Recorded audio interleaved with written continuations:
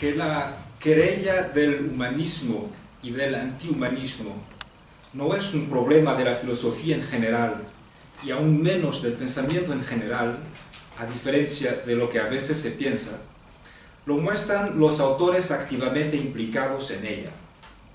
Se trata en realidad de un acontecimiento particular y limitado, no solamente en el carácter del problema del que trata, sino también en su condición geográfica y histórica. En efecto, cuando preguntamos cuáles son las figuras de la querella, vemos en Alemania ante todo Heidegger, cuya divergencia con Cassirer cuanto al estatuto del humano y al del discurso sobre el humano en filosofía, tal como se cristalizó en Davos, supone sin embargo otros pensadores subcontemporáneos, entre ellos Max Scheler, que marcaron el periodo entre las dos guerras, y luego en Francia, en el tercer cuartel del siglo XX, Sartre, cuyo escrito El existencialismo es un humanismo, condensa algunas de las tesis que los antihumanistas franceses contestaron, en antropología particularmente Lévi-Strauss, y en filosofía ante todo Althusser y Foucault. Pero esta no es la única razón para decir que se comete un error creyendo que hubo disputas sobre el humanismo en la antigüedad o en el Renacimiento, y aún más que toda la historia de la filosofía podría ser leída como un conflicto en torno al humanismo. Si queremos ser rigurosos, hay que recordar dos orígenes filológicos distintos, de los cuales brota lo que puede ser llamado de querella. En primer lugar, al contrario del vocábulo humanista que existe desde el siglo XVI para designar a los pedagogos especialistas de las humanidades, el de humanismo es acuñado en alemán por Niethammer en 1808, entonces solamente con el objetivo de designar la pedagogía humanística más antigua para distinguirla de la filantrópica. Todavía en Alemania, Marx se sirve del vocablo humanismos desde 1844, que a partir de 1850 aparece más particularmente en los historiadores del Renacimiento. El Diccionario Histórico de la Filosofía de Joachim Ritter escribe lo siguiente, cito: Voigt designa en 1859 con humanismos una época histórica y una actitud espiritual que pretenden explicitar la búsqueda renacentista de humanidad, tomando por ejemplo los griegos y los romanos. Esta determinación prevalece en los idiomas europeos modernos. Fin de cita. En Francia, escribe Bertrand Ogilvy, humanismo aparece cerca de los años 1840 en filósofos e historiadores como Proudhon, Michelet y Renan, pero solo es mencionado en el Diccionario Littré en 1882. Con Ogilvy tiramos de este muy breve sondeo una conclusión.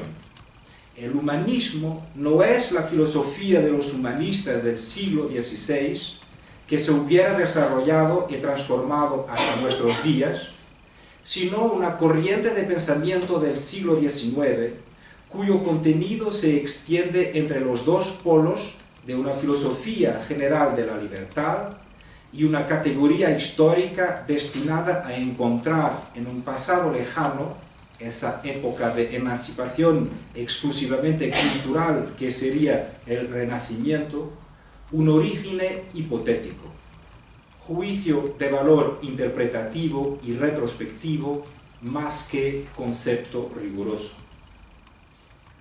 Como segundo origen filológico, la denominación querella del humanismo fue empleada por la primera vez, en el sentido que nos importa, por Althusser en el título de un escrito redactado en 1967, como respuesta al debate suscitado por sus textos sobre Marx en tanto que antihumanista.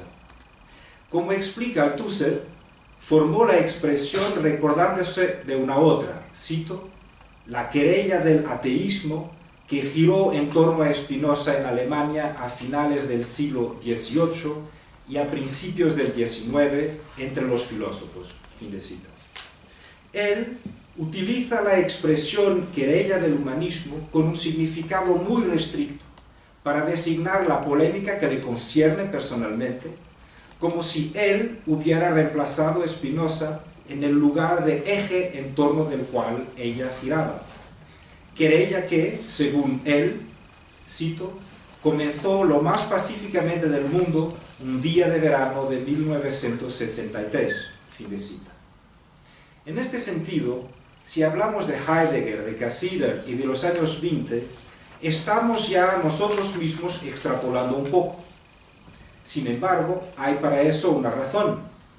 Pese a que la intervención de Althusser no viene ni del círculo heideggeriano, ni del cassireriano, sino de la tradición marxista, para la cual la técnica no es en sí misma un tema primordial, los dos autores alemanes son los que expresan en sus primeros términos la tensión que marcará los debates alemanes y luego franceses del corto siglo XX sobre el estatuto filosófico del ser humano, y por lo tanto, sin ellos, muy probablemente no se comprenderá el contexto teórico en el cual surge la idea de presentar a Marx como antihumanista.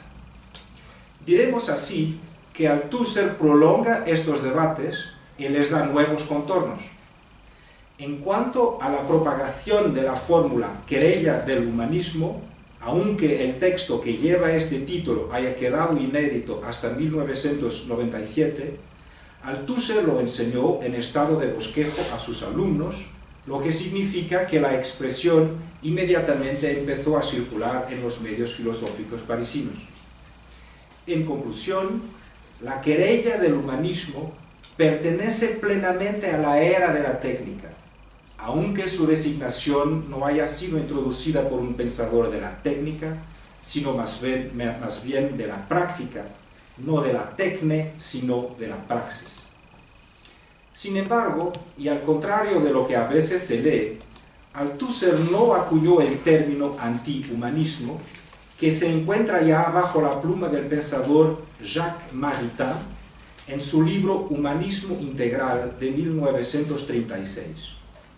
Por otro lado, esta obra fue publicada primero en España con el título Problemas espirituales y temporales de una nueva cristianidad, reuniendo 6 lecciones dadas en la Universidad de Verano de Santander en agosto de 1934. En 1938, Sartre retoma el adjetivo antihumanista de Maritain en La náusea.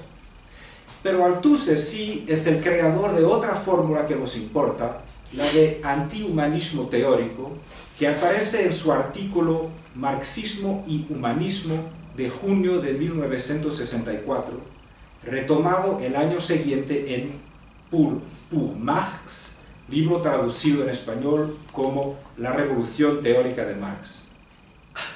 Aceptemos entonces que la querella tiene estas determinaciones, las de un acontecimiento germano-francés, por consiguiente geográficamente determinado, del cual el ápice se ubica en los años 1940 a 1970, pero que se extiende de la década de 20 a la de 80 y que es consecuentemente limitado en el tiempo.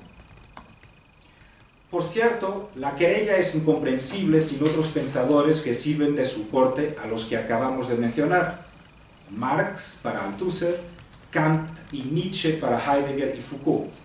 Pero tampoco aquí salimos del mismo universo binacional, a tal punto que me parece que la querella del humanismo y del antihumanismo, no obstante los nombres importantes que a ella se asocian, poco es más que un incidente, primero alemán y luego alemán y francés, en la historia del pensamiento, acerca del cual uno se pregunta si verdaderamente sigue teniendo validez más allá del corto siglo XX, y si la respuesta es afirmativa, bajo qué condiciones la sigue teniendo.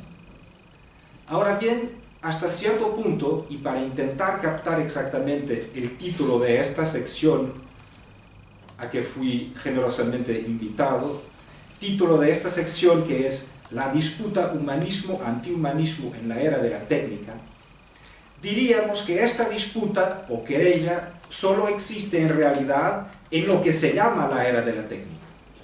Si por estas palabras entendemos el periodo de la historia del Occidente en el cual la técnica, la expansión geográfica de su presencia y efectividad y su extensión a los campos más diversos de la vida social asciende concomitantemente al estatuto de tema cultural general y de problema filosófico mayor, evidentemente en Heidegger, pero también y de otra manera en Benjamin y la escuela de Frankfurt.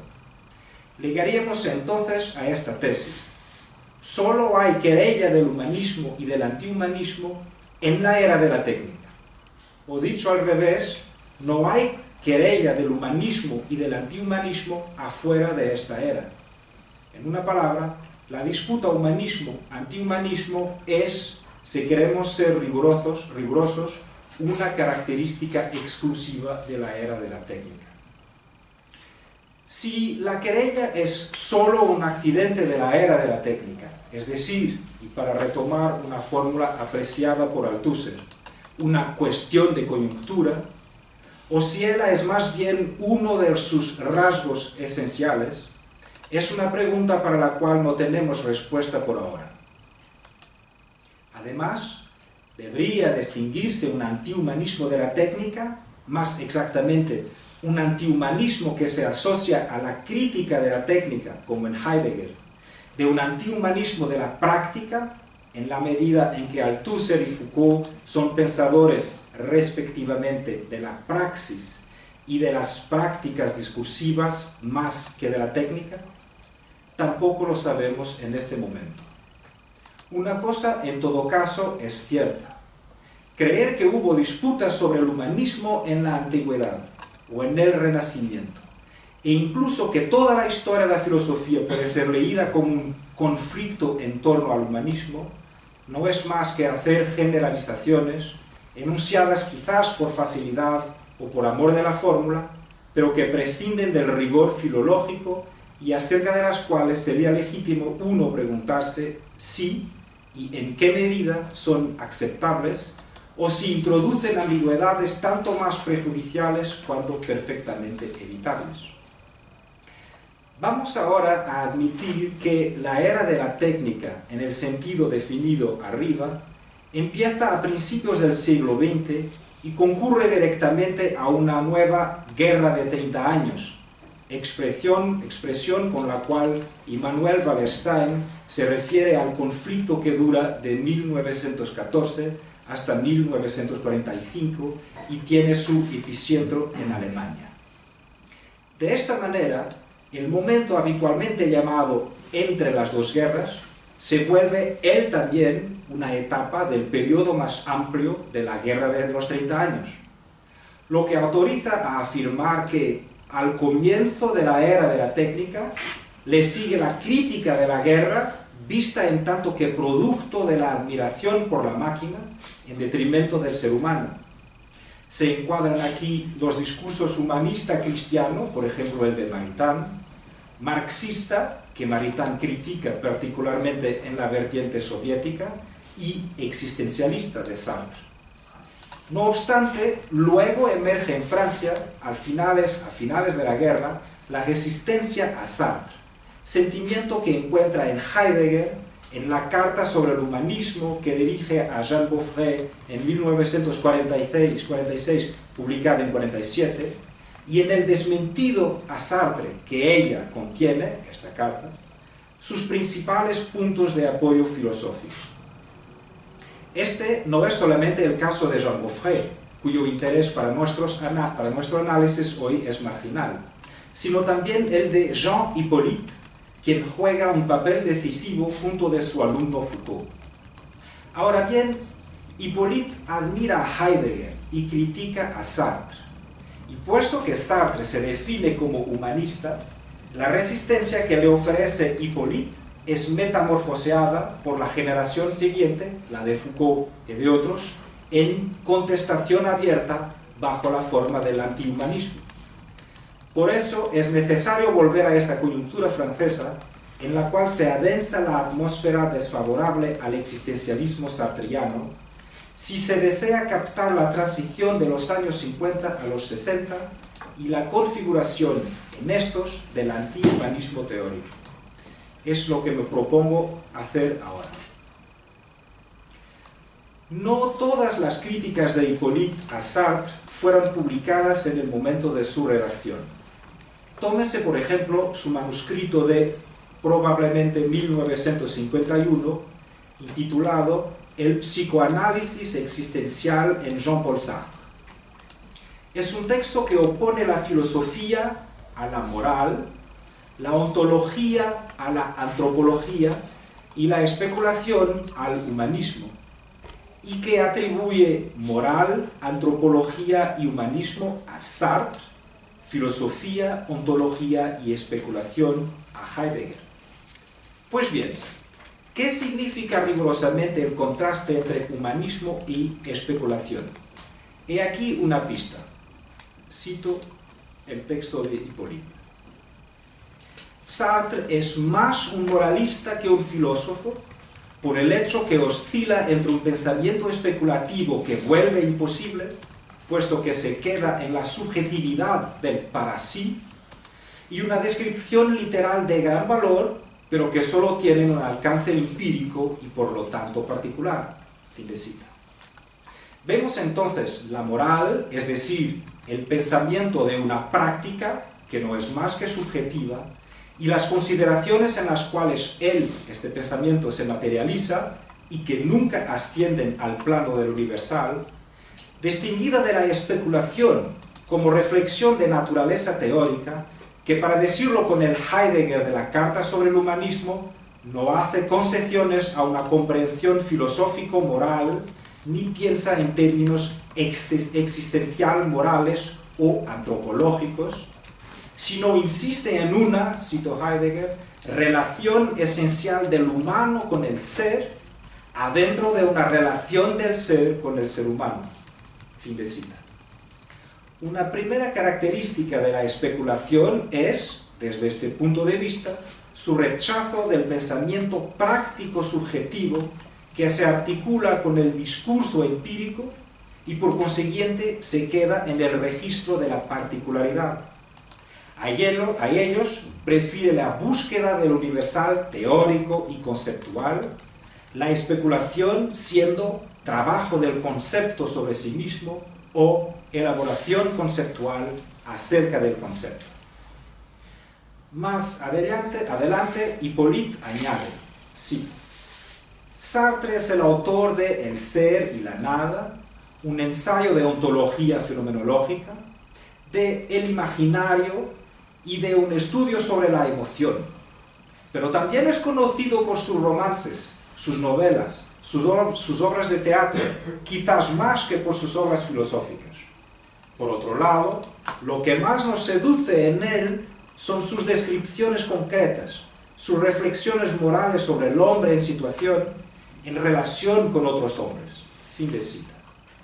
Es decir, que Sartre, a pesar de las apariencias, es un pensador de lo concreto, lo empírico y lo práctico, elementos en el marco de los cuales filosofar se vuelve imposible.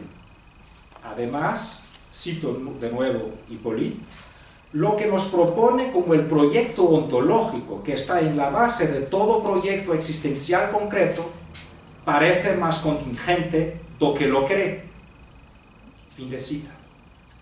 Nada se sorprenderá si, a la atención a lo concreto, a lo empírico y a lo práctico, Hippolyte añade la contingencia, consecuencia fatal de los tres primeros. La especulación se perfila entonces como el contrario de todo eso. Trabajo del concepto sobre sí mismo que permanece en un registro puramente teórico y abstracto. Pero esto no es todo. Y otro problema atraviesa la oposición entre Heidegger y Sartre. ¿En qué medida exactamente, preguntamos, la ontología se separa de la antropología? La respuesta se encuentra detallada en el siguiente paso, que vale la pena citar in extenso. Una longa cita de Hippolyte. Heidegger, muy probablemente el mayor filósofo contemporáneo, escribió Sein und Zeit como una introducción a una ontología. Desde entonces, Heidegger mostró que su ambición era la de realizar esta ontología y sobrepasar toda antropología. Él parte del Dasein, que es el hombre, en tanto que el hombre es eso por lo que el ente se revela como ser. Pero la realidad humana no le interesa como tal. Ella es solamente lo que devela el ente como ser y que permite remontar hasta el misterio de este desvelamiento.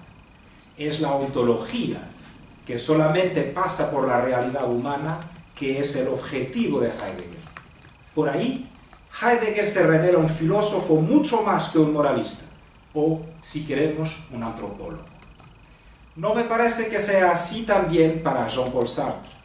Lo que interesa esencialmente a Sartre es el ser del hombre, en tanto que este ser se opone a un otro tipo de ser al que llama el en sí, y al cual no puede dejar de ligarse necesariamente. Es esta descripción de la situación, o de la condición humana, que es el proyecto fundamental de Sartre, y no, a través de la situación del hombre, la captación de un ser que se devela para él. La captación de un ser que se devela para el hombre. El existencialismo de Jean-Paul Sartre es un humanismo. No pienso que el existencialismo de Heidegger también lo sea. Fin de cita. Como Heidegger, también Sartre se interesó por la ontología, pero parece no darse cuenta que, cito, la descripción que nos presenta como una ontología es mucho más una descripción empírica del hombre que una ontología. Fin de cita. A la diferencia de su colega alemán Heidegger, lejos de quedarse en la ontología para radicalizarla o de perseverar en el concepto, lo que sería atenerse a la especulación, Sartre resbaló hasta la antropología. Y tampoco hay que sorprendernos con la identificación de esta con el humanismo, pues así procede ya Heidegger.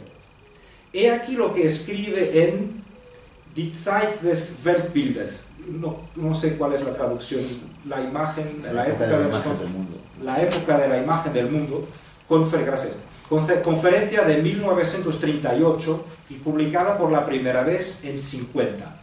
Recuérdese que el texto inédito de Hippolyte es de 51 o poco después. Cito Heidegger. El humanismo en su sentido histórico estricto no es nada más que una antropología estético-moral, entendida como una interpretación filosófica del ser humano que parte del hombre y que se dirige al hombre para a partir de ahí comprender y evaluar el ente en general. Fin de citación. Fin de cita. Entonces, identificación de la antropología al humanismo, que Hippolyte va a retomar. Queda por subrayar un último aspecto. La filosofía es comprendida aquí y elogiada por Hippolyte como metafísica, lo que marca la distancia capital que Hippolyte desea señalar y que él resume así, cito Hippolyte. Sartre es mucho más un moralista que un metafísico, y es en este punto sobre todo que me parece oponerse fundamentalmente a Heidegger. Fin de cita. Hay que tomar en serio estas palabras. Los dos autores no se distinguen solamente entre sí, ellos se oponen fundamentalmente uno al otro. Esta es, según Hippolyte, la gran división de la filosofía de su tiempo. Es más, del pensamiento de su tiempo, pues no todo pensamiento es filosófico, como lo demuestra el caso de Sartre. En conclusión, el escrito de Hippolyte, como otros de su autoría, manifiesta la tendencia, yo me pregunto, solamente personal o tendencia de su época en Francia, a la admiración de Heidegger, por haber, por así decirlo, restaurado la imagen de la filosofía entendida como metafísica. Tal admiración, vamos a verlo de inmediato, raya la aspiración a tener un amo, expresión de Lacan en otro contexto. Aspiración a tener un amo de lo que los filósofos están lejos de estar protegidos y quizás hace parte de la condición originaria de la filosofía como enseñanza de un maestro a sus discípulos. En efecto, he aquí lo que escribe Hippolyte en un otro texto de 53, nota en modo de introducción a ¿qué significa pensar? De Heidegger. Cito: Heidegger nos devolvió la esperanza, aquella que todos los filósofos necesitan para creer, frente a la ciencia y las técnicas de dominación del mundo, en la validez de la filosofía, en el lugar primero de la ontología, sobre todo en este lazo entre el ser y el sentido de todo sentido, podría decirse, que sin embargo aparece como non sentido y nada, a quien, como el prisionero de la caverna, queda encerrado en las certidumbres y las evidencias inquebrantables del sentido común. Fin de cita. Habría que resaltar el recurso al modelo platónico y que examinar su función en el discurso con aspiraciones metafísicas de Hippolyte. Pero me contentaré por ahora en citar una última frase. Nunca se dirá suficientemente lo que los filósofos menores, que se pierden al buscar penosamente una salida en la floresta, deben a la aparición de un gran filósofo. Fin de cita.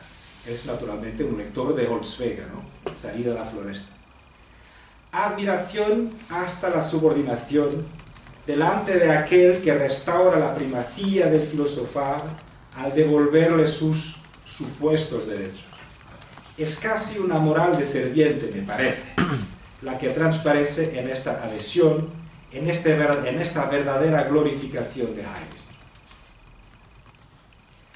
Allende los aspectos biográficos de su colaboración durante la preparación de la tesis complementaria de Foucault, la introducción a la antropología de Kant de 1960, y más importante que ellos, que estos aspectos biográficos, es probable que la elección filosófica de Hippolyte haya ejercido alguna influencia sobre el contenido de este escrito, como lo de otros que siguieron, entre ellos Las palabras y las cosas de 66. Entonces aquí paso a Foucault, razón por la cual estuve contando todo esto sobre Hippolyte. Me gustaría dar dos ejemplos de esto, de esta influencia en el contenido de los análisis de Foucault. Dos ejemplos de esto, extraído cada uno de estos dos textos, la introducción a la antropología de Kant y Las palabras y las cosas. Después de haber analizado la antropología del punto de vista pragmático, con ayuda de esquemas heideggerianos sacados de Kant y el problema de la metafísica, en particular el concepto de repetición, y una vez que hizo claras dos ideas, por una parte, la antropología del punto de vista pragmático repite la crítica, y por otra parte, la antropología kantiana en su conjunto es fundada por la crítica, no fundadora de la crítica, Foucault hace el elogio de la estrategia trascendental kantiana. Contra la ilusión provocada por discursos sus contemporáneos o posteriores a ella, a esta antropología del punto de vista pragmático, este libro de Kant es situado por Foucault del lado de la buena antropología. Cito entonces Foucault en 60, en su interpretación de la antropología de un punto de vista pragmático. Habría una falsa antropología, y demasiado bien la conocemos.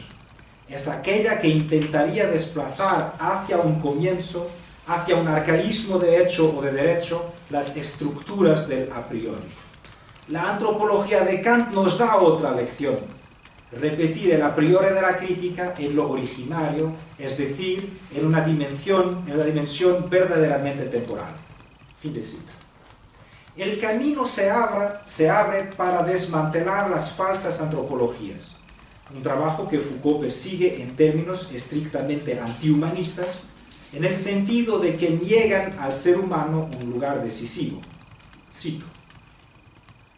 Cito Foucault en su interpretación de la antropología de Kant. En nombre de lo que es decir, de lo que debe ser, según su esencia, la antropología dentro de la totalidad del campo filosófico, es preciso recusar todas esas antropologías filosóficas que se postulan como acceso natural a lo fundamental, y todas esas filosofías cuyo punto de partida y cuyo horizonte concreto se definen por una cierta reflexión antropológica sobre el hombre. Fin de cita. Es una referencia a Sartre y otros, claro, ¿no? Lo que vemos en su interpretación de la antropología de Kant es que en la admonestación de las falsas antropologías en boga en la Francia de su época, Foucault sigue los pasos de su director de estudios. En la introducción a la antropología de Kant no hay ninguna referencia a Sartre ni tampoco al humanismo. En lugar de este último hay la antropología filosófica. Pero en las palabras y las cosas, estos dos términos se vuelven sinónimos, humanismo y antropología filosófica. Cito la introducción del libro. Por extraño que parezca, el hombre, cuyo conocimiento es considerado por ingenuos como la más vieja búsqueda desde Sócrates, es indudablemente solo un desgarrón en el orden de las cosas, en todo caso una configuración trazada por la nueva disposición que ha tomado recientemente en el saber.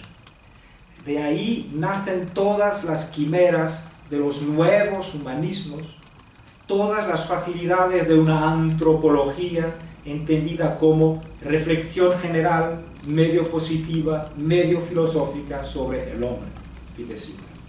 La antropología entendida como humanismo es manifiestamente una idea del Heidegger que fascinó a Hipólito. No obstante, esto es para mí el capital, pero para eso hubo que explicar lo que expliqué sobre Hipólito. No obstante, Foucault encuentra su propia manera de volverse antisartriano, sin imitar a Hipólito. La vía que le es propia tiene dos características. Por una parte, no conduce a los brazos de Heidegger, al contrario, sitúa al filósofo alemán en el seno de la disposición moderna y, haciendo esto, rompe su hechizo. Por otra parte, como el Kant de la antropología de un punto de vista pragmático, lejos de menospreciar lo empírico, lo contingente y lo práctico, los acepta y los valoriza. Lo muestra en la historia de la locura y el nacimiento de la clínica.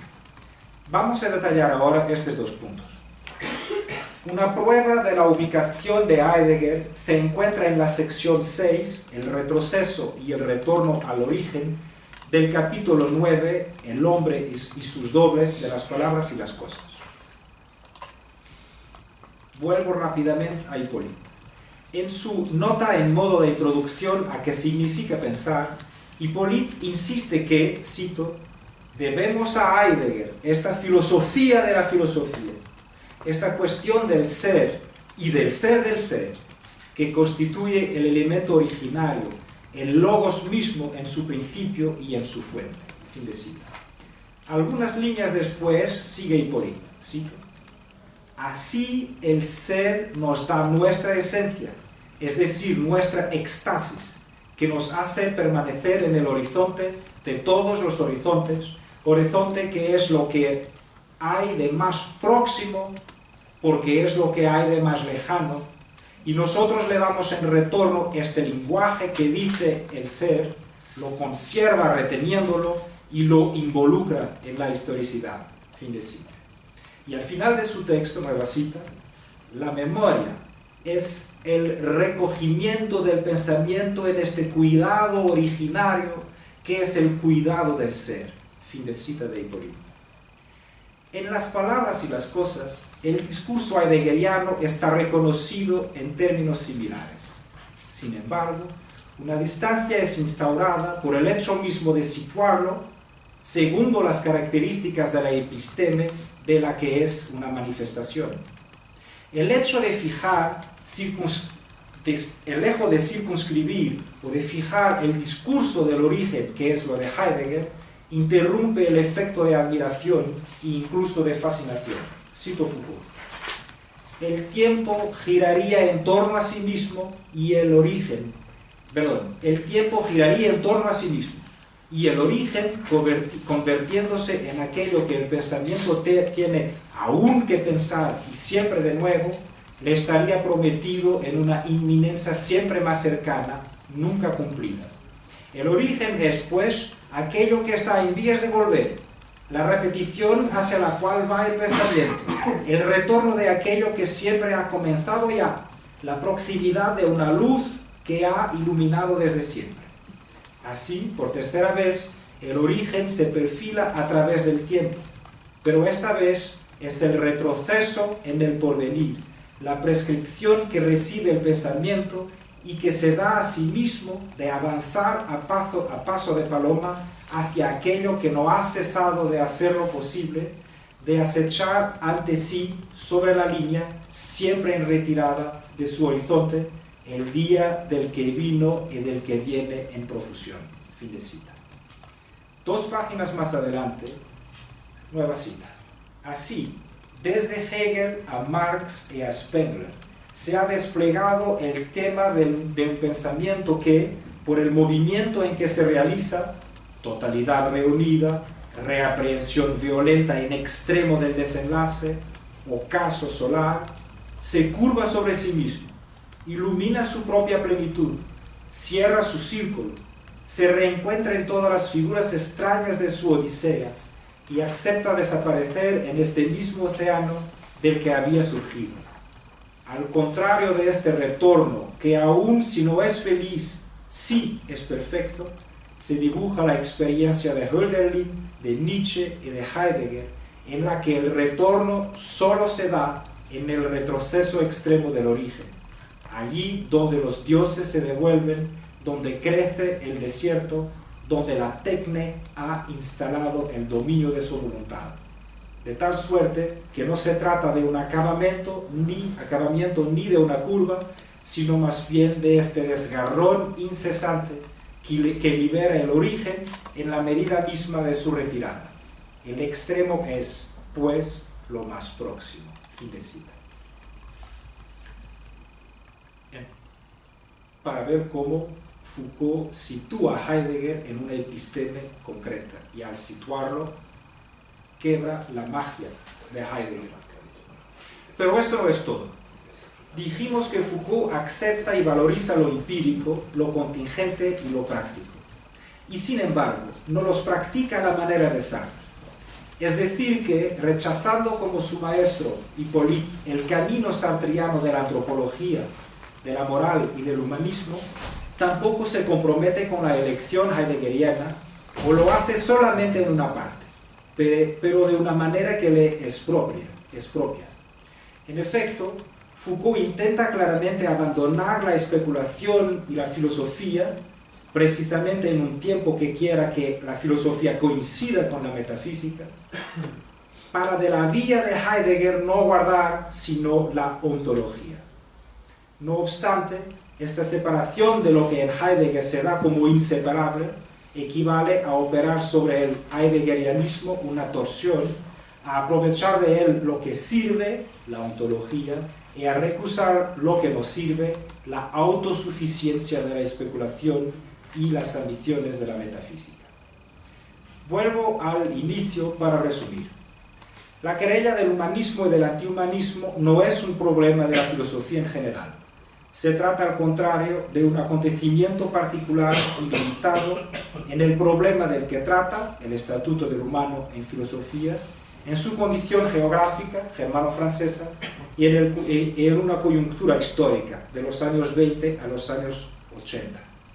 Antes del siglo XIX hay humanistas, pero no humanismo. Y la fórmula querella del humanismo data solamente de los años 60. Althusser la inventa después de haber inventado la de antihumanismo teórico. Nos preguntamos entonces si la querella del humanismo y del antihumanismo fue algo más que un accidente, primero alemán y luego alemán y francés, en el pensamiento del corto siglo XX. En este contexto limitado, vimos cómo se desarrolló en la Francia de los años 50 una atmósfera antisartriana que, contra el humanismo existencialista, se apoyó en Heidegger y resultó en un antihumanismo teórico. El caso de Foucault, en su interpretación de Kant y de la antropología pragmática, es particularmente revelador de esta tendencia.